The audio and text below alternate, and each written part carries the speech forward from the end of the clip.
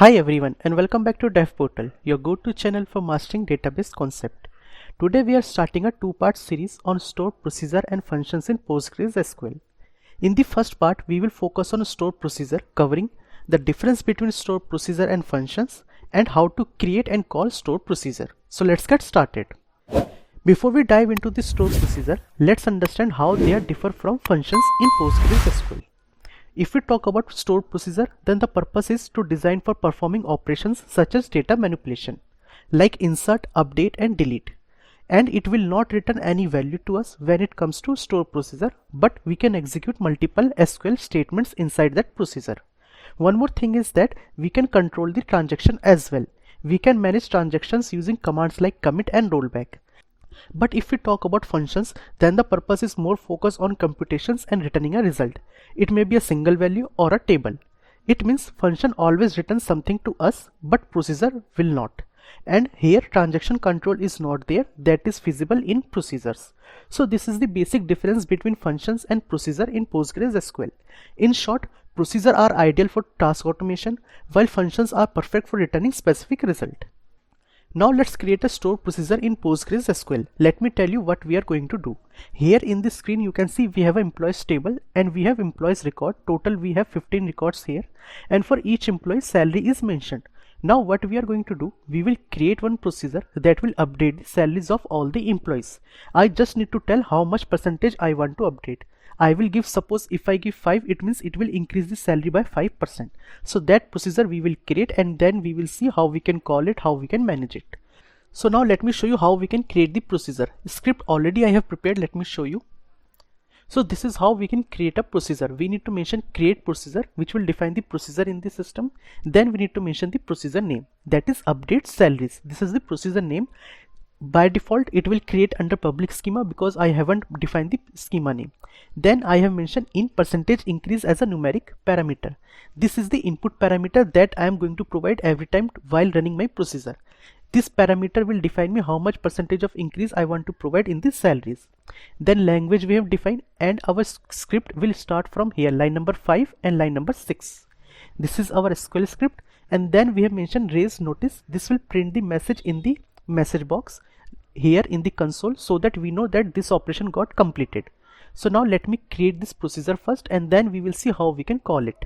So first let me create it, and you can see in the screen it is coming procedure created. Let me show you. So if I go to public schema, here you can see there is one section called procedure.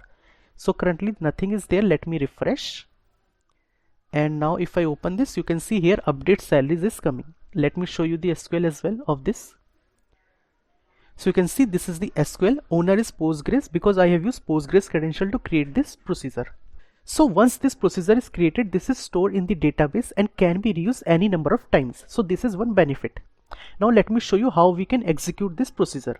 To execute the procedure, we need to mention one keyword, that is call, and then we need to mention the procedure name. Let me show you.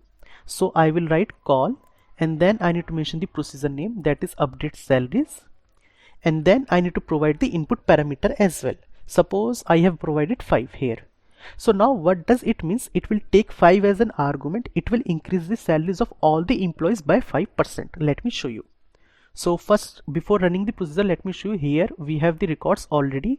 What I will do, I will call the procedure and then we will compare the result. So for employee ID here 1, you can see it is 50,000, and then we will see 5% increase is coming or not. So let me run the procedure. So procedure got completed, and you can see here it is printing salaries updated successfully by 5%.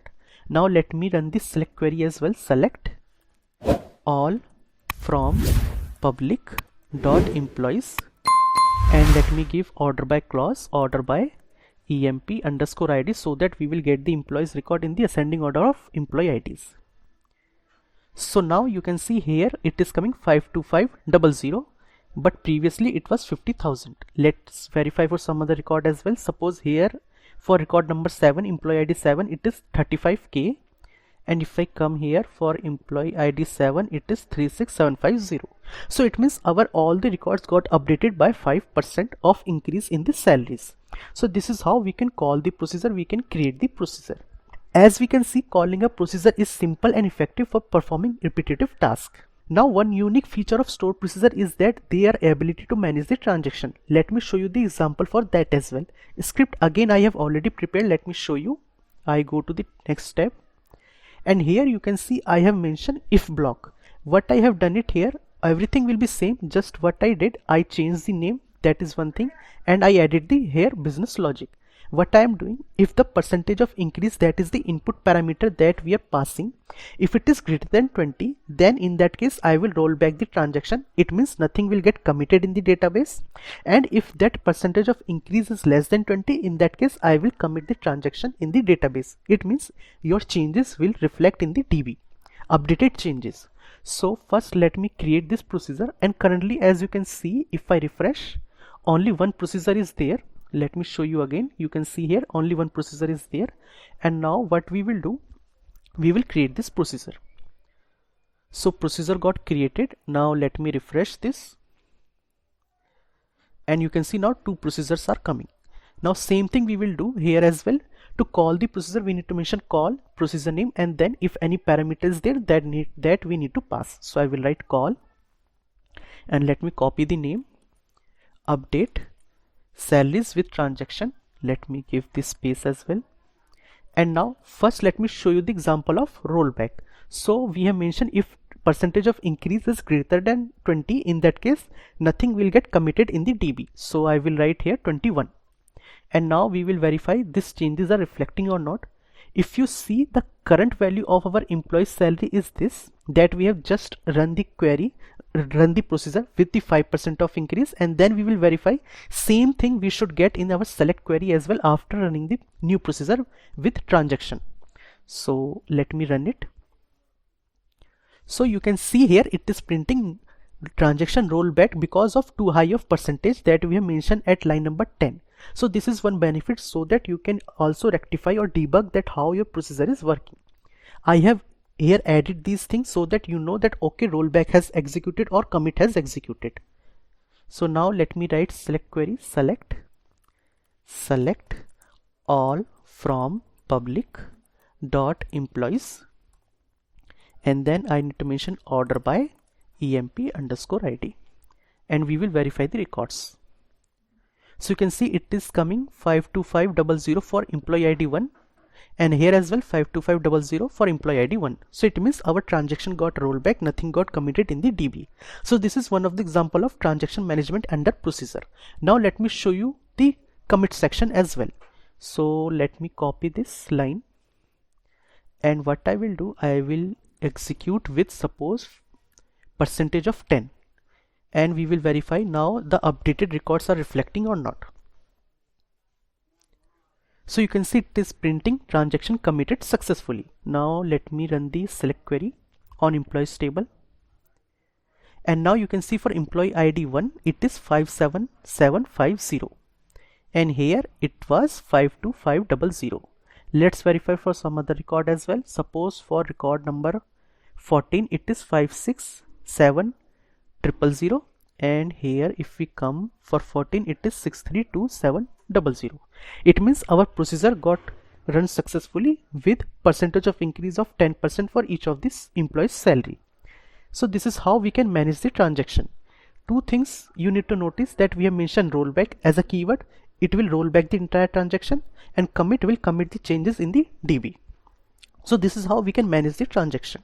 And this example demonstrates how stored procedure can manage complex operations while managing a data integrity as well. Now let's talk about how we can modify and drop the procedure. Suppose if you want to modify the procedure, then there are two ways. One is that first you drop the procedure and then again you recreate. That is one way. Otherwise what we can do, we can mention create or replace. Let me show you. So here you can see we have written create procedure. In place of create procedure, what I can do, I can mention create or replace. In that case, what will happen, if that procedure already exists in the DB, it will get replaced with your new commands or new script that you have mentioned, and if it is not present, it will get created. Let me show you. If I go to the SQL of update salaries with transaction, first let me show you that. So you can see here it is coming as a rollback, commit, everything what we have mentioned. Now what I will do, I will remove this SQL query from here, and I will just add the comment that showing how to update the procedure, and I will execute this with create or replace. One thing, let me show you first. Suppose if you don't mention create or replace, in that case what will happen, it will give you the error that procedure already exists in the DB. You can see it is mentioning already exist, so we cannot update it. But if we mention create or replace, now you will verify that it got replaced in the DB. So now if I go to the SQL again and let me do a refresh here, and now if I select this procedure again, you can see showing how to update the procedure. So you can see that is the updated thing that we have mentioned in our procedure that is reflecting here. This is how we can modify our procedure. First we have mentioned create or replace. Now I will show you how to do it in a other way. Second way is that, let me show you the example for update salaries. So here this is the script. Now what we will do, first we will drop this procedure and then again we will recreate. So what we need to do to drop the procedure, we need to mention drop, and then we need to mention the keyword that is procedure, and then we need to mention the procedure name as well, and space is required. And suppose it is taking any input parameter, so it is numeric parameter, I need to mention this in a parenthesis, numeric. And now if I execute this, you can see procedure got dropped. If I refresh, you can see only one procedure is coming. So this is how you can drop the procedure in the PostgreSQL. Now again, to recreate, we need to just mention, or we need to just execute this create command. So now you can see procedure got created. If I refresh again, it will reflect as two procedures are coming. So this is how we can create, or not create, we can modify our procedure. We can drop and then again we can recreate. One more example, let me show you. Suppose if I drop this procedure, now procedure will not exist in our system. You can see, suppose now again you are trying to drop this procedure, as it does not store in the DB, it will give you the error. Let me show you. So as you can see here, it is mentioning that procedure does not exist in the DB. So you will get the error if procedure does not exist and you are trying to drop it. In that case, what you can do, you can mention drop procedure if exist. What it will do, it will first check procedure exists in the system or not. If it exists, then it will drop. So let me show you. In drop procedure, after that you need to mention if exists. And now if I try to run this command, you can see it is mentioning skipping because it does not exist. So it has saved you from the error. So this is how we can create, call, modify and drop the procedure in our PostgreSQL. Now let's talk about some of the scenarios where we can use procedure in our application. One is that automating batch operation. For example, updating salaries, deleting old records, or bulk data processing. In that case, procedure is very helpful. And procedure will also improve the performance of your application, that it is already running in your database server directly, so it will reduce the network overhead from your system. And we can manage the transaction, we can apply our business logic. So in that case, you can go for procedure in place of functions. So to summarize, stored procedure automate tasks like data manipulation and transaction management. They are different from functions because they do not return any value and can manage the transaction. Today we saw how we can create, call, manage stored procedure with help of an example. In our next tutorial, we will explore functions in PostgreSQL, so please stay tuned. And if you enjoyed this tutorial, don't forget to like, subscribe and hit the bell icon for more updates. Share your thoughts and questions in the comments below. I will read it and I will see you in the next video on Dev Portal.